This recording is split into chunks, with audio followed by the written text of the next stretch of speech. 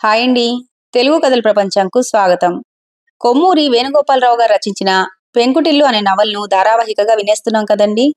నిన్నటి భాగంలో రాధానారాయణ హాస్పిటల్కి బయలుదేరతారు. ఇంక తర్వాత కథ ఏ మలుపు తిరుగుతుంది అనేది ఇవాళ వినేద్దామండి. అసలు చిదంబరానికి డాక్టరు తనతో జబ్బు విషయం చెప్పినప్పటి నుంచి మనసులో భయం పీడిస్తూనే ఉంది. నారాయణ ఆయన ఏదో మాట్లాడుకోవటం చూసి కొడుకు వెళ్ళిపోయాక ఆయన దగ్గరకు వెళ్ళి చిన్న కొడుకు విషయం అడిగాడు. నారాయణ చెప్పిందే డాక్టర్ గారు కూడా చెప్పాడు. ఇహ చిదంబరం హృదయంలో సంకుల సమరం చెలరేగింది. నారాయణ ఏదో ఉద్యోగం చేసి 4 రాళ్ళు సంపాదించుకుంటున్నాడే గాని వాడికి ఇటువంటి విషయాలు చేతకావని ఆయన నమ్మకం. తను ఈ ఇంటికి పెద్దవాడు, ఇంటి యజమాని. తనకు ఒక పన, ఒక బాధ్యత. ఇంటికి సంబంధించిన ప్రతి విషయం తనే చూసుకోవాలి. 1000 కళ్ళతో ప్రతి సంగతి కనిపెడుతూ ఉండాలి. పాపం వాళ్ళంతా చిన్నపిల్లలు, అమాయకులు. తననే నమ్ముకొని ఉన్నారు. ఎదుర్కొంటున్న ప్రతి అపాయంలోంచి వాళ్ళని ఆదుకుంటూ ఉండాలి. లేకపోతే వాళ్ళని వేరే ఎవరు చూస్తారు? 1-2 రోజులు పేకాట లేకపోయినా సరే తీవ్రంగా కృషి చేసి ఈ సమస్య పరిష్కారం చెయ్యాలి. తనకు చేతకానిది, వాళ్లకు చేతకానిది ఏమిటో తనకు అర్థం కాదు. చొరవ తీసుకొని తన సమర్థత వాళ్ళ ముందు రుజువు చెయ్యాలి. కాని ఉన్న పలానా 300 రూపాయలు తీసుకురావాలంటే ఏమి చేయాలో ఆయనకి తోచలేదు. ఆయనకు ఎక్కువ మంది స్నేహితులు లేరు. ఉన్న కొద్ది మందితోనైనా చనువుగా మెలిగి స్నేహలతని, సంబంధ బాంధవ్యాలను ఎక్కువ చేసుకుని ఒక స్థాయిలోకి తెచ్చుకునే అలవాటు అతనికి లేదు. అవధాని గారిని గురించి, రామ్మూర్తి గారిని గురించి ముందు ఆలోచించాడు. తనకు తెలిసినంత వరకు వాళ్లేమీ స్థిరపరులు కారు. పొద్దున్నే 10ంటికి వచ్చి చాలాసేపు గడిపి 3ంటికో 4ంటికో వెళ్ళిపోవటం మినహా వాళ్ళ ఆర్థిక పరిస్థితులు, కుటుంబ వ్యవహారాలు ఎక్కువగా తెలీదు. తనలాగే ఇబ్బందులతో, సాధక బాధకాలతో వాళ్ళు పడవ లాగేస్తున్నారని వినికిడి. వాళ్ళిద్దరి మీద ఎటువంటి ఆశ పెట్టుకోనక్కర్లేదు. పోతే గంగాధరం గారు. ఆయన గురించి ఈయనకు చాలా మంచి అభిప్రాయం ఉంది. ఓ విశిష్టమైన గౌరవం ఉంది. తమ ఇద్దరి మధ్య ఉన్న స్నేహం కూడా ఏమాత్రం తక్కువది కాదు. తనకు తెలిసినంత వరకు ఒకరినొకరు ఎటువంటి సహాయం కోరలేదు. చిదంబరం గంగాధరం గారిని విశ్వసించాడు. గంగాధరం గారి ఇంటి వైపు పోయేసరికి ఆయన సావిట్లో ఈజీ చైర్లో పడుకొని చుట్ట కాల్చుకుంటూ ఏదో ఆలోచిస్తున్నారు. స్నేహితుడిని చూడగానే రండి అని ఆహ్వానించాడు.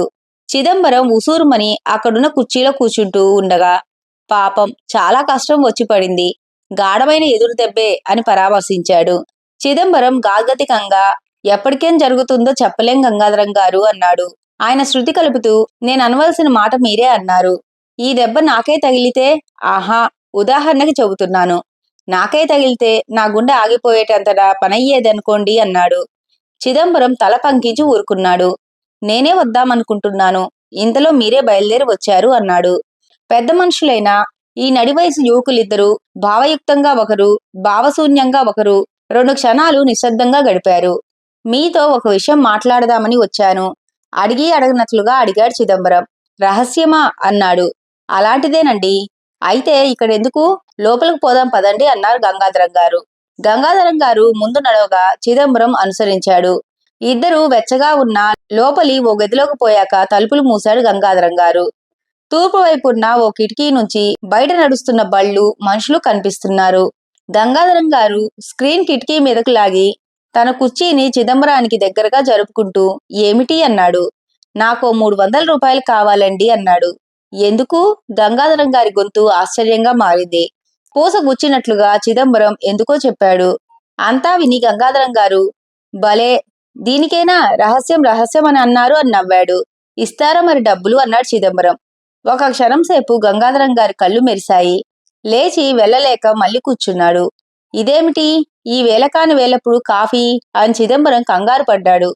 పర్వాలేదు, కాఫీయేగా, తాగండి అన్నాడు. బయటికి ఈ మాట తేలికగా అనేసిన కాఫీ అనే పదార్థం మనిషిని లోబర్చుకునే ఒక ఔషధంగా ఉపయోగించవచ్చునని ఆయన అంతరార్థం కావచ్చు. కాఫీ వచ్చే వరకు మళ్ళీ విశేషాలు ఏమీ మాట్లాడుకోలేదు. తర్వాత తలుపులు మూసివచ్చి గంగాధరం గారు అన్నారు. చూడండి, మనం రోజూ కలుసుకుంటూనే ఉన్నాం, సరదాగా కాలం గడుపుతూనే ఉన్నాం. కానీ ఓ విషయం సరిగ్గా చెప్పాలంటే కుదరటం లేదు. అంటే ఇప్పుడు మీరు కష్ట సమయంలో ఉన్నప్పుడు చెప్పాలనుకుంటే కష్టంగా ఉందనుకోండి. చెప్పకపోతే మరీ కష్టంగా ఉంటుంది అన్నాడు. చెప్పండి అని అనక తప్పలేదు చిదంబరానికి. ఒకసారి బరువుగా ఊపిరి పీల్చుకొని ఆయన అన్నాడు. చూడండి, నేను మనసులో ఒకటి అనుకుని బయటికి ఒకటి చెప్పే స్వభావం కలవాడను కాను. మనుషులన్న తర్వాత ఒకరితో ఒకరికి అవసరాలు వస్తూ ఉంటాయి. ఒకరి సహాయం ఒకరికి అవసరం ఉంటూనే ఉంటుంది. అటువంటప్పుడు సంబంధ బాంధవ్యాలు పెంపొందించుకుంటే బావుంటుంది కదా. మనమిద్దరం వియ్యంకులం అయితే ఎట్లా ఉంటుంది అన్నారు గంగాధరం గారు. కానీ డబ్బు విషయం అన్నాడు చిదంబరం. గంగాధరం గారు పూర్తిగా చెప్పనీయకుండానే, ఉండండి, ముందు నా ప్రశ్నకి సమాధానం చెప్పండి. ఎలా ఉంటుంది అని మరికొంచెం గట్టిగా అడిగాడు. బాగానే ఉంటుందనుకోండి అన్నాడు చిదంబరం. బాగానే ఉంటుంది. బాగున్నప్పుడు మనం ఇద్దరం ఎందుకని వియ్యంకులం కాకూడదు అన్నారు. మనం ఇదివరకు ఈ విషయాలు మాట్లాడుకున్నాంగా. దానికి ఇంకా టైం రాలేదు.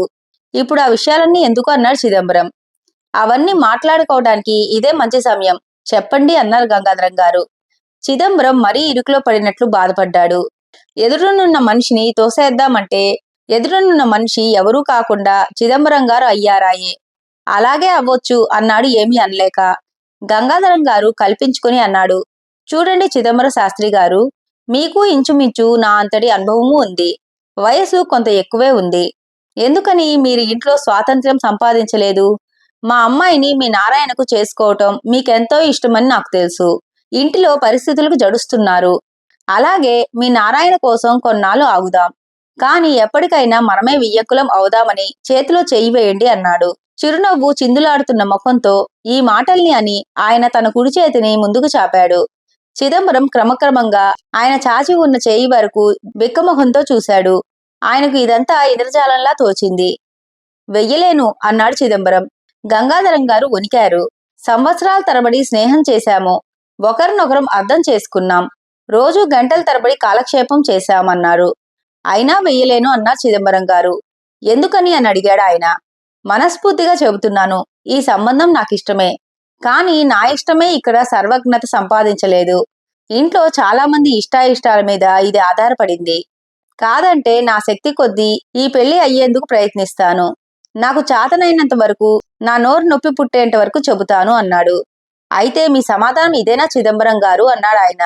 ఈ సంబోధన విని చకితుడైన చిదంబరం స్నేహితుడి మొహంలోకి చూశాడు.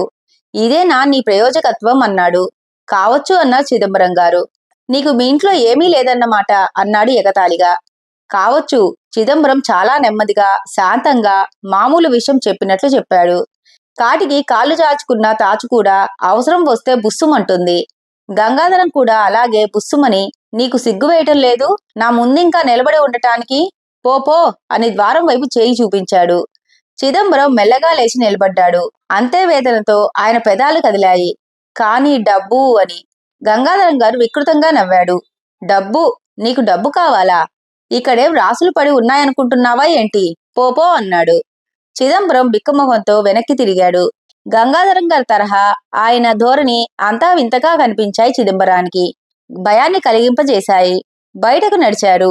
తమాషాగా జరిగిపోయిన ఈ సంఘటనల్ని గురించి ఆయన బాధపడుతున్నా, అదే సమయంలో ఒక కార్యాన్ని సాఫీగా నెరవేర్చగలిగినప్పుడు కలిగే నిశ్చింత ఆయన్ని ఆవహించింది.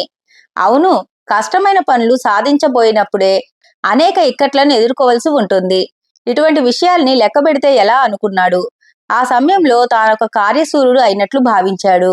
కాని డబ్బు ఎలా వస్తుందా అన్న సంశయ ఇంకా నివృత్తి కాలేదు. ఆ సమయంలో అతని తలలో ఒక ఆలోచన వేసింది. ఆలస్యం చేయకుండా గబగబా అడుగులు వేసుకుంటూ పరంధామయ్య గారింటి వైపు నడవసాగాడు. ఆయన వెళ్లేసరికి పరంధామయ్య గారు ఇంటిలోనే ఉన్నారు.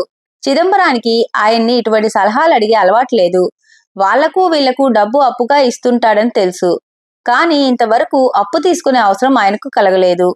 నోరు విడిచి ఆ రోజు అడిగాడు. ఆయన పని కూడా సానుకూలంగా నెరవేరింది.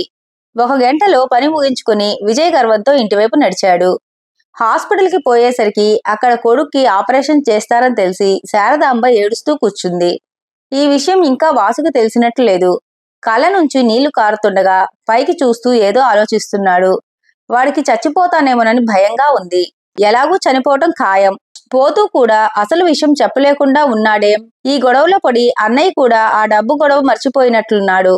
తను చెప్పడమా వద్దా అని ఆలోచిస్తున్నాడు. ఈ విధంగా వాడి ఆలోచనలు రకరకాలుగా మారసాగాయి.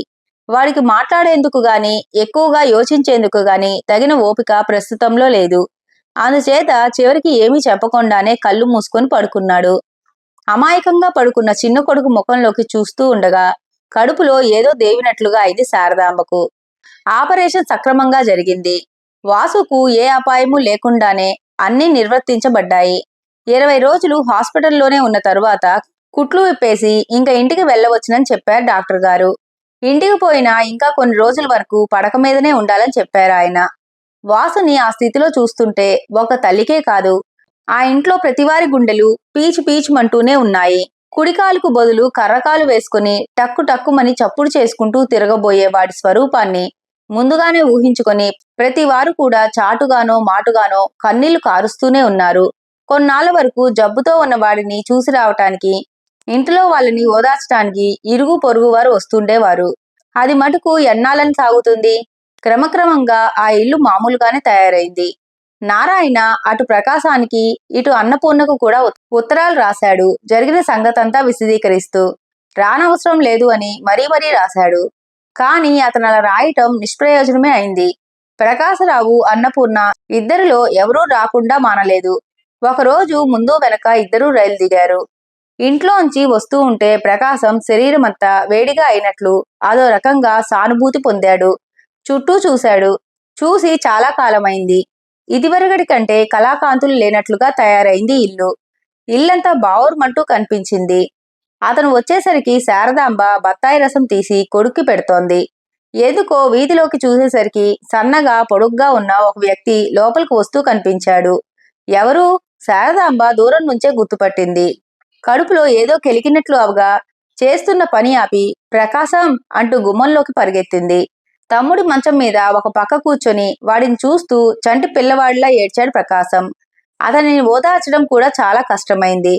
కొంతసేపు గడిచాక మెల్లగా లేచి ఓసారి ఇల్లంతా కలియ చూశాడు. చూసి చాలా రోజులు అవటం వల్లనో ఎందుచేతనో కొత్తగా కనిపించింది. నిరాశ, నిస్పృహ ఇల్లంతా తాండవిస్తున్నట్లుగా ఉంది. ఎవరితోనూ మాట్లాడటానికి కూడా అతనికి సరిగ్గా బుద్ధి పుట్టలేదు. అతను వచ్చేసరికి నారాయణ కూడా ఇంట్లో లేడు. నారాయణ గదిలోకి వెళ్లి కిటికీలోంచి బయటకు చూస్తూ నిలబడ్డాడు. అన్నాయ్ అని మధురమైన పిలుపు విని తల తిప్పి చూశాడు. రాధ కాఫీ అందిస్తూ, ఏమిటి ఆలోచిస్తున్నావు చిన్నన్నాయ్ అంది. ప్రకాశం చెల్లెలి ముఖంలోకి ముగ్ధుడై చూస్తూ, ఇలా మీతో మాట్లాడి ఎన్నాళ్ళయిందో కదా అన్నాడు. రాధ దీనికి ఏం మాట్లాడుతుంది? కొంచెం ఆగి, నీకు మెద్రాసులో కంటే ఇక్కడ బాగుంటుందా అంది. ఎవరి ఊరు వారికి తీపి కదా రాధా అన్నాడు ప్రకాశం. ఎవరి ఊరు వారికి బాగుంటుంది.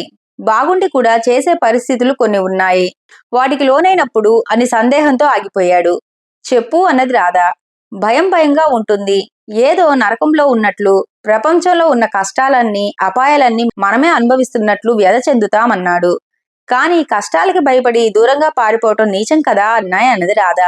ఆ పారిపోవటంలో అదే ఉద్దేశమైతే నీచమే అన్నాడు. అతనికెందుకో రాధ ముఖంలోకి పదే పదే చూడాలనిపిస్తోంది. ఆమె చాలా మారిందని అతను అనుకున్నాడు. ఆమె వదనంలో వెళ్లి విరిసిపోతున్న అమాయకత్వం, ముగ్ధత్వం, సౌందర్యం అతనికి ఆమె అంటే వాత్సల్యాన్ని అమితంగా కలగజేస్తున్నాయి. అతనికి చిన్నప్పటి విషయాలు జ్ఞప్తికి వచ్చాయి. అప్పుడు ఎప్పుడూ రాధకు తనకు పడేది కాదు. చీటికి మాడికి ఇద్దరూ దెబ్బలాడుకుంటూ ఒక్కొక్కసారి వారం రోజుల దాకా కూడా మాట్లాడుకోకుండా ఉండేవారు. అవన్నీ మనసులో మెదిలి చిన్న నవ్వును తెప్పించాయి. నిజానికి ఆమెను చూసి కొన్ని నెలలు మాత్రమే గడిచినా కొన్ని సంవత్సరాల తర్వాత కలుసుకున్నట్లుగా ఉంది అతనికి. తర్వాత అనేక విషయాల మీద వాళ్ళు మాట్లాడుకున్నారు. ఆ సంభాషణ అనుకోకుండా చాలా విధాలుగా సాగింది. మధ్యలో తన సందేహం కూడా బయటపెట్టింది రాధ. ఇక్కడి నుంచి పంపించే కాస్త డబ్బుతో అక్కడ ఎలా గడపగలుగుతున్నావు అని అడిగింది. దీనికి ప్రకాశరావు జవాబు చెప్పటానికి చాలా కష్టాల పాలు కావాల్సి వచ్చింది. కుటుంబంలో ప్రతి వ్యక్తిని రాధ సమానంగా ప్రేమిస్తుందని అతనికి తెలుసు. అందులో ఏ ఒక్కరు శ్రమకు లోనైనా ఆమె హృదయం ద్రవించి కన్నీరు మున్నీరుగా స్రవింపజేస్తుందని అతనికి తెలుసు. అందుచేత నానా అవస్థపడి ఎలాగో సర్ది చెప్పాడు. మాటల్లో ఒక్కసారైనా అతను శకుంతల ప్రసక్తి తీసుకురాలేదు. నువ్వు ఉండేది ఎక్కడా అని రాధ అడిగితే ఏదో గదిలో ఉంటానని చెప్పాడు. ఇక్కడ సంగతులన్నీ చూశాక కొన్ని రోజులు వీళ్ళు ఎలా ఉంటున్నారో తెలుసుకోవాలనే ఉత్కంఠ అతనిలో ప్రబలం కాసాగింది. ఈ విశేషాలు రాధ నోటివెంట తప్పిస్తే మరో మార్గాన వచ్చే ఆస్కారం ఏమీ లేదు. అంచేత మాటల సందర్భంలో ఆమెనే అడిగేశాడు. కాని రాధ అతను అనుకున్నంత అమాయకురాలు కాదు. కాకపోయినా బోలా మనిషి ఎప్పటికీ కాదు. రాధ ఎంతవరకు చెబితే అవతలి వాడి మనసు విషాదంతో నిండిపోతుందో, ఎంతవరకు చెబితే అవతలివాడి మనసు జాలితో మాత్రం నిండిపోతుందో అంతవరకు మాత్రమే చెప్పింది. కానీ చాలా మంది కన్నా ఎక్కువగా ప్రకాశరావుకు ఊహించుకునే అలవాటు ఒకటి ఉన్నది కదా.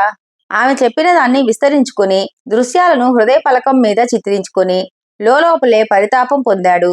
తల్లి భోజనానికి పిలిచిన కేకతో ఇద్దరు లోపలికి వెళ్లారు. కొంతసేపటికి నారాయణ కూడా వచ్చాడు. ప్రకాశాన్ని చూడగానే అతనికి కొంత విస్మయం కలిగింది. మనసులో అనుకున్నది అనుకున్నట్లే పూర్తిగా అతను ఎప్పటికీ చెప్పడు. మామూలుగా పలకరించి ఊరుకున్నాడు. భోజనాలు అవుతున్నంతసేపు తండ్రి కొడుకులు ఇద్దరూ ఎక్కువగా మాట్లాడుకోలేదు. భార్య ముందైనా సరే యోగక్షేమాలు అడగటానికి చిదంబరం సిగ్గుపడ్డాడు. భోజనాలు అయ్యాక ప్రకాశం గదిలోకి పోతుంటే వెనకనే పిల్లిలా తాను వెళ్ళాడు చిదంబరం. ప్రకాశం అని పిలిచాడు. ప్రకాశం తలెత్తి చూసి ఏమిటి నాన్న అన్నాడు. కొంచెం తటపడాయించి అక్కడ నీకు తిండి అది సరిపోతుందా నాన్న అన్నాడు తండ్రి. ఆ అన్నాడు ప్రకాశం. చదువు అది బాగా సాగుతుందా అన్నాడు. తలూపాడు ప్రకాశం. ఆరోగ్యం అది బాగుంటుందా అన్నాడు. ఆ అన్నాడు ప్రకాశం మళ్ళీ. డబ్బు అది సరిపోతుందా? అన్నాడు. గుబులు దిగులు లేకుండా ఉంటున్నావా అన్నాడు. మరలా తలూపాడు ప్రకాశం. యోగక్షేమాలు ఇంకా ఏమని కనుక్కోవాలో చిదంబరానికి తెలియలేదు. అక్కడికి తన బాధ్యత తీరిపోయినట్లుగా కూడా ఆయన భావించాడు. కొంచెంసేపు ఆ గదిలో అటూ ఇటూ తచ్చాడి నెమ్మదిగా బయటకు చారుకున్నాడు. ప్రకాశరావు లోపలే నవ్వుకొని ఎవరైనా కలుసుకోదలిచిన వాళ్ళని కలుసుకుందామని చెప్పులు వేసుకొని బయటకు వచ్చాడు. వీధిలో నలువైపులా చూసుకుంటూ మెల్లగా నడవసాగాడు. బావా అన్న పిలుపుతో ఆగాడు. ఆ పిలుపు విని తల తిప్పి చూశాడు. కృష్ణుడు తన ఇంటి గుమ్మంలో నిలబడి పిలుస్తున్నాడు. ఇక్కడ ఉన్నప్పుడు కూడా ఈ సంబోధన అలవాటు గనక ప్రకాశం ఎక్కువగా ఆశ్చర్యపడక ఏమిట్రా అన్నాడు. ఎప్పుడొచ్చావు బావా అన్నాడు. వీడి మాటలకి ప్రకాశరావు ఆశ్చర్యపడి ఆ పొద్దున వచ్చానులే అన్నాడు. కాస్త మా ఇంట్లోకి వచ్చి వెళ్ళు బావా అన్నాడు. సరే అని ప్రకాశరావు గుమ్మం తగలకుండా కొంచెం వంగి లోపలికి నడిచాడు. లక్ష్మమ్మ గారు ఇంతలో లోపల నుంచి వస్తూ ప్రకాశమా ఎప్పుడు రావటం, కులాసాయేనా అని పలకరించింది. ప్రకాశరావు ముక్తసరిగా సమాధానం చెప్పాడు. అతన్ని అక్కడున్న కుర్చీలో కూర్చోపెట్టాక అదేమిటి, ఎవరైనా మద్రాసు పోతే లావై వస్తారు, అసలే పొడగర్వి, రాను రాను సన్నబడిపోతున్నావేమిటో అంది. ప్రకాశరావు సిగ్గుపడుతూ ఆ విషయాన్ని వదిలేసి ఇంట్లో ఎవరూ లేరా అని అడిగాడు. ఆవిడ చేతులు తిప్పుకుంటూ ఊహూ, వారేమో ఎక్కడికో బయటకు వెళ్లారు, ఆనందుడు కాలేజీకి వెళ్ళాడు అంది. ప్రకాశరావు ఏమీ మాట్లాడకపోయేసరికి మళ్ళీ ఆవిడే రాత్రి మా ఇంటికి భోజనానికి రాకూడదు అంది. ఎందుకు రాకూడదు? కానీ రాక వచ్చిన నన్ను మా ఇంట్లో వదులుతారా అన్నాడు. ప్రకాశరావు చాలా తెలివిగా తప్పించుకొని వెళ్తానండి అని లేచాడు. ఎన్నాళ్ళుంటావు అని అడిగింది ఆవిడ యథాలాపంగా. ఎన్నాళ్ళోనా, ఎల్లుండి వెళ్ళిపోతాను, అనవసరంగా కాలేజీ పోతుంది కూడా అన్నాడు. ప్రకాశరావు బయటకు వచ్చేశాడు. తరువాత అటూ ఇటూ తిరిగి ఇంటికి చేరేసరికి 1 గంట అయింది. రాధ ఏదో పుస్తకం చదువుకుంటూ లోపల ఎక్కడో ఉంది. అలవాటు ప్రకారం చిదంబరం స్నేహితులతో పేకాట ఆడుకుంటూ కూర్చున్నాడు. పెద్దవాళ్ళైన 2 ఆడవాళ్లు నిద్రలో ఉన్నారు. అతను లోపలికి అడుగు పెడుతూ ఉండేసరికి వాసు పడుకునే తీక్షణంగా పైకప్పుకేసి చూస్తూ కనిపించాడు. నిద్రపోలేదురా అన్నాడు ప్రకాశం. వాసు చిన్నన్నయ్యకేసి దృష్టి మార్చి ఇప్పుడే మెలకువ వచ్చింది అన్నయ్య అన్నాడు. వాడితో కొంచెంసేపు మాట్లాడదామని బుద్ధి పుట్టి ప్రకాశరావు దగ్గరకు పోయి కూర్చున్నాడు. అతనేదో మాట్లాడబోయేసరికి తమ్ముడే చిన్నన్నయ్య అన్నాడు. ఏమిట్రా అన్నాడు ప్రకాశం. వాడు అన్నగారి ముఖంలోకి బిడియంగా చూస్తూ నేను విషయం చెబుతాను, ఏమీ అనుకోవు కదా అన్నాడు సిగ్గుపడుతూ. ఏమీ అనుకోను, చెప్పు అన్నాడు ప్రకాశం. 7 ఏడాది క్రితం ఒకడు కారు కింద పడిపోతుంటే చూశాను. కారు వాడి మీద నుంచి పోతున్న క్షణంలో ఎంత ఇదై ఉంటాడో ఆ రాత్రంతా ఆలోచించాను. ఎందుకు ఆలోచన తెగలేదు. ఇదే నా వరకు వచ్చేసరికి అని ఆగిపోయాడు. చెప్పు అన్నాడు ప్రకాశం. వాసు చాలా అవస్థపడుతూ ఏమిటో చాలా చెప్పాలనుకుంటున్నాను. అది కాదు చిన్నన్నాయ్, ఇన్నాళ్ళ నుంచి సిగ్గుతో చెప్పలేకపోయాను. ఇప్పుడు నీకు చెబుదామని కూడా చెప్పలేకపోతున్నాను. అది కాదు, నా మీద నుంచి కారు పోతున్నప్పుడు ఏమనుకున్నానో తెలుసా అన్నాడు. ఏమనుకున్నావు ఆతృతగా అడిగాడు ప్రకాశరావు. ఏమీ అనుకోలేదు, అదే ఆశ్చర్యం. వాసు ముసిముసిగా నవ్వి అన్నాడు. ప్రకాశరావు మొదట్లో తేలిగ్గా ఊహించి తమ్ముడిలాగానే నవ్వబోయాడు. కాని అది పెదాల దాకా వచ్చి ఆగిపోయింది. తమ్ముడు చెప్పదలుచుకున్నది ఏమిటో అతనికి కొంచెంగా అర్థం కాసాగింది. పెద్దవాళ్ళకి సహితం అర్థం కాని వేదాంతం, పరిస్థితుల ప్రభావం అనుభవపూర్వకంగా తెలుసుకున్న ఆ చిన్నవాడికి మాటలతో చెప్పేందుకు రావటం లేదని అతను గ్రహించాడు. ఓపికతో అతను అందినంత మటుకు ఊహించాడు. నిశ్శబ్దాన్ని భంగపరుస్తూ ఎవరితోనైనా చెప్పుకుందామన్నా నాకన్నా వాళ్ళు ఏడ్చుకుంటారని చెప్పటం లేదు. ఒక కాలుతో ఎలా బతికేదో కాస్త చెప్పు ప్రకాశం అన్నయ్య అన్నాడు బలహీనంగా. చెబుతుంటే వాడి 2 కళ్ళలోంచి నీళ్లు జలజలా రాలాయి. ప్రకాశరావు ఒక్కసారిగా ఉలిక్కిపడ్డాడు. అతని కడుపులో ఏదో సుదర్శనం గిరగిరా తేలినట్లయింది. చూసుకోకుండా ఏదో మెత్తని పదార్థాన్ని తొక్కి అది పామని తెలిసినప్పుడు మనిషి ఎలా బెదురుతాడో అలా బెదిరాడు. అలా మాట్లాడతావేమిట్రా అన్నాడు ఏమీ చేతకాక. వాసు అన్నగారి ముఖంలోకి చూస్తూ చిన్నగా నవ్వి, నేను అడగకూడని ప్రశ్న వేశానా అన్నాడు. త్వరగా తన శక్తులన్నీ కూడదీసుకుంటూ ప్రకాశరావు అన్నాడు. నీకేమీ తెలీదా వాసు? 2 కాళ్ళు కలిగి ఉన్న వాళ్ళు ప్రపంచంలో ఏదో సాధిస్తున్నట్లు నువ్వు అనుకుంటున్నావు. కానీ అవయవాలన్నీ సరిగ్గా ఉండి ఈ ప్రజానీకమంతా ఏం ఒరగబెడుతున్నట్లు? నువ్వు వాళ్ళకన్నా ఏమీ తీసిపోవు. నువ్వు అలా అంటావు గాని నా ముఖం చూసి చెప్పు. కుంటివాడినైన నేనేమి చేయగలను? లేచి ఒక అడుగు కూడా వేయలేను, తిరగలేను, ఇంట్లో కూర్చొని అంటూ దుఃఖంతో వాడి కంఠం పూడుకుపోయింది. ప్రకాశరావు తమ్ముడి ఈ దుఃఖాన్ని ఎలా అయినా పోగొట్టేటట్లు చేయాలని ప్రపంచంలో గొప్ప గొప్ప వాళ్ళని గురించి చెప్పాడు. అనేక పరిశోధనలు చేసి లోకంలో పేరు ప్రఖ్యాతులు సంపాదించుకున్న వారిలో చాలా మంది అంగవైకల్యం ఉన్నవాళ్లే. ఒకడికి చెముడు, ఒకడికి మూగ, ఇంకొకడికి అంధత్వం. అంగవైకల్యం ఉన్నంత మాత్రం చేత పురోభివృద్ధికి ఎటువంటి అభ్యంతరము కాబోదు. అవన్నీ చెప్పి అతను వాసుని సంతోషపరచాలని ఏదో ఒక లోపం ఉన్నవాడే త్వరగా పేరు ప్రఖ్యాతులు సంపాదించుకోవడానికి వీలు అవుతుందని విశదీకరించాడు. ఈసారి వాసు మాట్లాడలేదు. వాడు అన్నగారి మాటల్ని అంతగా నమ్మినట్లు లేదు. ఏదో స్ఫురించి ఊహాలోకంలో తేలిపోతూ పడుకున్నాడు. బహుశా టక్కుమనుకుంటూ కాళ్ళు లేని వారందరూ గుంపులు గుంపులుగా నడుస్తున్న దృశ్యం వాడు ఊహించుకుంటూ ఉంటాడు. ఆ రాత్రి భోజనాలయ్యాక తీరిగ్గా అరుగుల మీద కూర్చున్నప్పుడు నారాయణ అన్నాడు పెద్ద తమ్ముడితో, ఎన్నాళ్ళు సెలవు పెట్టావు అని. ప్రకాశరావు సూటిగా ఎల్లుండి వెళ్ళిపోతాను అన్నాడు. డబ్బేమైనా అవసరమా అని అడిగాడు. ప్రకాశరావు తల వంచుకొని మెల్లగా ప్రస్తుతం ఏమీ అవసరం లేదు అన్నాడు. తర్వాతైనా పెద్దగా సంభాషణ ఏమీ జరగలేదు వాళ్ళిద్దరి మధ్య. మాట్లాడుకోవలసిన కొద్ది విషయాలు అయిపోయేసరికి ఇద్దరూ పోయి పడుకున్నారు. ప్రకాశరావుకు వెంటనే నిద్ర పట్టలేదు. ఏవేవో ఆలోచనలు అతన్ని అలుముకుంటున్నాయి. ఇంక తరువాత కథ ఏ మలుపు తిరుగుతుందో రేపటి భాగంలో వినేద్దామండి. ఇంతవరకు విన్న ఈ ధారావాహిక గనక మీకు నచ్చినట్లయితే లైక్ చేసి, షేర్ చేసి, ఈ ధారావాహిక మీకు ఎలా అనిపించిందో కామెంట్ చేసేయండి ఫ్రెండ్స్. మీరు చేసిన ఒక లైక్ వల్ల మన ఛానల్ ఎదగడానికి ఎంతగానో ఉపయోగపడుతుంది.